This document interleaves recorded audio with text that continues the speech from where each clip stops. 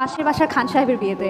খান সাহেব আবার খান সাহেব, আরে এত বিয়ে করতে করতে তো বাচ্চারা মরে যাবে। তো আবার দুই বিয়েতে হয় না। সরি। নিজের আপন মানুষকেই বলতে শুনেছি, তোমার দিন শেষ Shakib, you are dead horse. পুরস্কার পেয়েই যেন ভুলে গেলেন শাকিব খান পুরনো অতীত। একটা সময় ছিল তার লাইফে একের পর এক সমালোচনার ঝড় লেগেই থাকতো। শাকিব খানকে প্রথম আলো অ্যাওয়ার্ড অনুষ্ঠানে নিয়মিত অপমান করা হতো।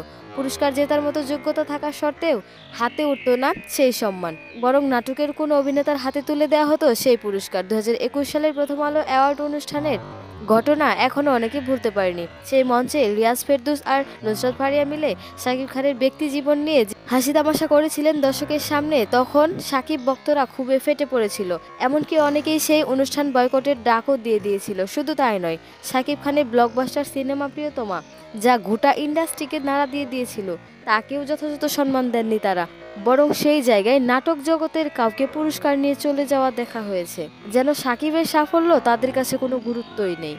কিন্তু সময় এখন বদলে গেছে, এবং বদলে গেছে শাকিব খান নিজেও। কেননা তাদের ওই খোলামেলা তামাশার জবাব তিনি মুখেও দিতে পারতেন, তা না করে তিনি তার কাজের মাধ্যমে সেই জবাব দিয়ে দিয়েছেন 2025-এর অ্যাওয়ার্ড মঞ্চে নিজের রাজকীয় উপস্থিতি দিয়ে। দ্য লিটল কিং খান তুফান সিনেমার জন্য যখন পুরস্কার হাতে নিলেন, তখন যেন একটা বার্তা উঠে এলো, প্রথম আলো এখন বুঝে গেছে শাকিব ছাড়া তাদের হাতে কোনো অপশন নেই। আজ আর অপমান নয়, বরং সেই পুরনো অপমানের ইতিহাস চাপা পড়ে গেল কিং খানের বিজয়ের উল্লাসে। কারণ শাকিব খান যখন মঞ্চে ওঠেন, তখন পুরো ইন্ডাস্ট্রি তাকায় তার দিকে, কারণ এই একজন মানুষ যিনি বাংলাদেশের সিনেমার আসল আইকন। বন্ধুরা, শাকিব খানের এই হাড়ভাঙা জবাবটা আপনাদের কেমন লেগেছে কমেন্টে জানাতে ভুলবেন না কিন্তু।